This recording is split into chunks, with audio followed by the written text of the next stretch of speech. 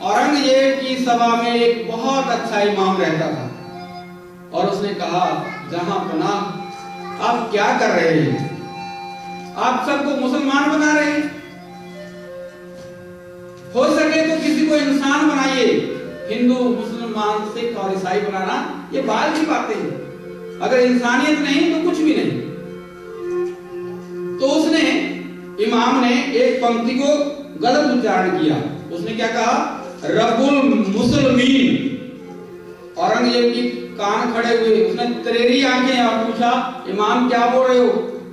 गलत बोल रहे हो। तो इमाम ने कहा, जहां मैं गलत बोल नहीं रहा, आप गलत कर रहे हो। अगर रब्बुल आलमीन है, आलम का मतलब है पूरा संसार।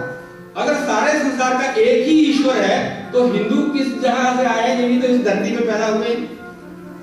तो ये छोटी बातें होती है ना, ये केवल छोटे लोगों की होती है। जो पहुंचे हुए लोग हैं वो कभी किसी से द्वेष नहीं करते। वो कहते हैं कि बस आप नाम लेते रहो, प्यार करो सबको। अगर भगवान को नहीं मानना मत मानो, अरे भगवान के बंदों को तो मानो। मदर टेरेसा ने कोढ़ियों की सेवा की है और आप अपने घर में सेवा शुरू कर दो।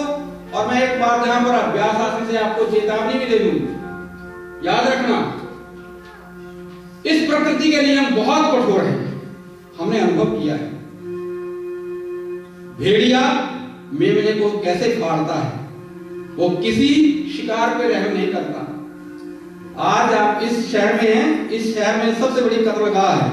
कितने जीवों में छुरी फिरी होगी आज, पता आपको? प्रकृति बहुत कठोर है, इसलिए प्रकृति को समझो।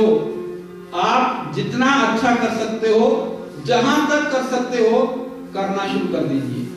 अपने सिर पर समाज का ऋण मत रखना, जितना तुमसे हो सके जरूर करना, नहीं तो किसी और रूप में जाकर के देना पड़ेगा, क्योंकि ये माफ नहीं करेगा, किसी ना किसी रूप में देगा।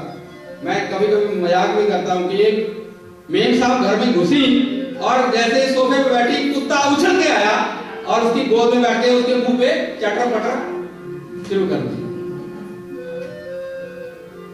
पास में पति नहीं बैठे, वो कहने लगी, देखो तेरे से तो ये कुत्ता अच्छा है, इसको कितना प्यार आता है। वो कहने लगा, हाँ इस कुत्ते की किस्मत को मैं कैसे बखानूं, वाकई बड़ा ही खुशकिस्मत है, तू इसको इतना प्यार करती है, मेरे से तो ये कुत्ता अच्छा है। तो कहने लगी, मैं कुत्ते को इसलिए प्यार करती हूँ कि तेरी तरह वो इसकी तरह वो भौंकता नहीं, तू तो भौंकता है। जब भी घर में आता है विरोध, ईर्ष्या, द्वेष, ऐसे संस्कार कि घर का जीवन नरक बन जाए। जीवन को सुंदर बनाइए, ये शास्त्र सुनने का यही अर्थ है। हमारे कहने सुनने का यही अभिप्राय है कि हमारा जीवन अति मधुर बन जाए। तो भगवान के हर रूप का हम वंदन करते हैं।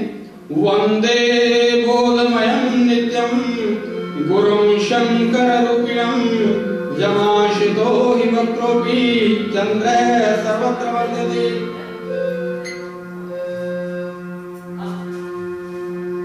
प्रभु की वंदना, गुरु की वंदना हमारी परंपरा है। पर आप सबको पता है कि हमारी कथा जो है वो हनुमान जी को समर्पित होती है।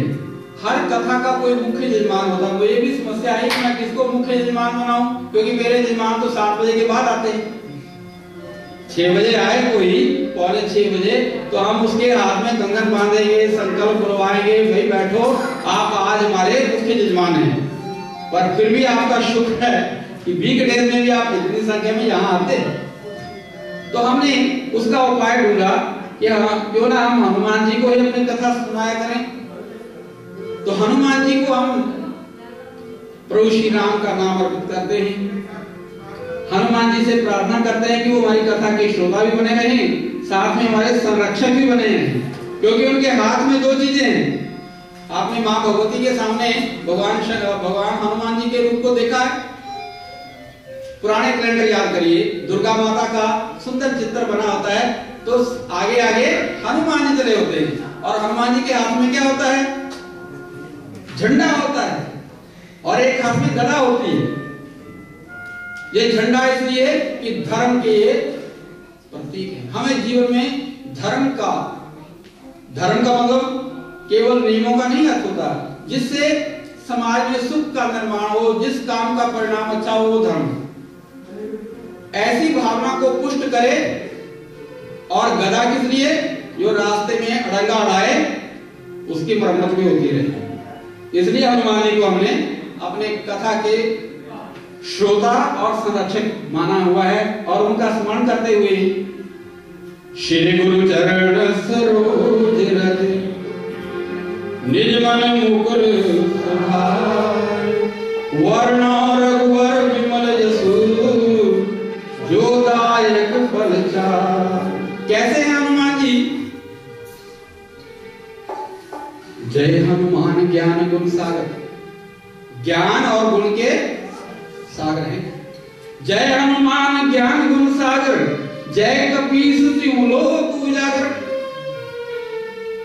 तिहु मतलब तीन, लोक मतलब जगत। कौन से हैं वो तीन लोक? हम कितनी त्रिलोकपति को कितना याद करते हैं। ये तीन लोग कौन है? आप गायत्री मंत्र पढ़ते हैं ना, उसमें सबसे पहले क्या है? तीन व्याहृतियां हैं। ओम भू, ओम भुवः, ओम सः। ये भूलोक, भुव और सः तीन लोक हैं। भुवन 14 हैं और लोक 3 माने जाते हैं। इसलिए हम हमारे शिविर में भी भूलोक, भूलोक और स्वलोक है। जो बड़े ही पहुंचे हुए संत होते हैं ना, चैतन्य महाप्रभु जैसे, भगवान के प्रेम में इतने लीन हो जाते हैं कि किसी की चिंता किए बिना नाचते हैं। अरे नाचते हैं और साथ में नचाते हैं, इतना आनंद बरसता है। वो मुंह से बोले ना बोले, उनके अंदर से इतनी तरंगें आनंद की निकलती हैं कि जो भी आसपास हो आप्लावित हो जाता है। आनंद से विभोर हुए चैतन्य महाप्रभु जब नाचा करते थे तो जंगल के पशु पक्षी भी पशु नृत्य करते थे और पक्षी गाना शुरू कर दिया करते थे। तो ये आनंद किसके अंदर आ सकता है? जो ज्ञान और गुण का सागर। जय हनुमान ज्ञान गुण सागर, जय कपीस तिहु लोक उजागर। जिसके पास ज्ञान है, जो गुणों का सागर है, वही व्यक्ति तीनों लोकों में उजाला फैला सकता है। हनुमान जी ऐसे हैं। जय हनुमान ज्ञान गुण सागर, जय कपीस तिहु लोक उजागर। राम दूत अतुलित बल धामा, कोई अंजनी पुत्र पवन सुत नामा। श्री राम जय राम,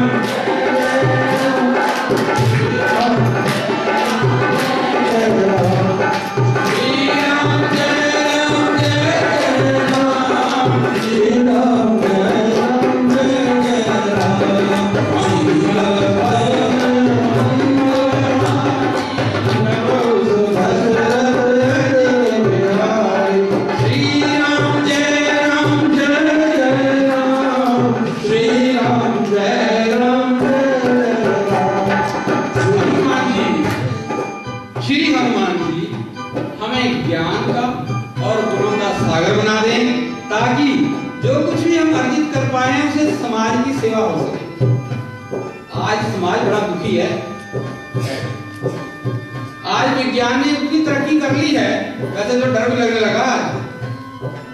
जापान में भूकंप आया है और वहां के परमाणु जो प्लांट्स हैं उनमें अगर दरारें अगर कंट्रोल नहीं हुई तो संसार का क्या होगा, भय लग रहा है। तो समाज को विज्ञान ने बहुत कुछ दिया भी है पर इसका भय भी बहुत। तो हनुमान जी से हमारी प्रार्थना है कि वे हमें ज्ञान और गुण का सागर बनाएं, ताकि हम उनकी तरह तीनों लोकों में ज्ञान का प्रकाश फैला सकें। वे अंजना के दुलारे राम के दूत हैं। आइए उनसे प्रार्थना करें कि आप रामदूत हैं, हमें भी रामदूत बनाइए। आपने भगवान राम के बड़े बड़े काम किए हैं, हम छोटे मोटे ही सही पर काम तो करें। हे हनुमान जी, आपको इतना ही समर्पित कर पाएंगे यार। और हमारे इस धर्म सभा के सभापति भगवान शंकर, एक बार फिर से उनको स्मरण करते हुए कि वे कैलाश अधिपति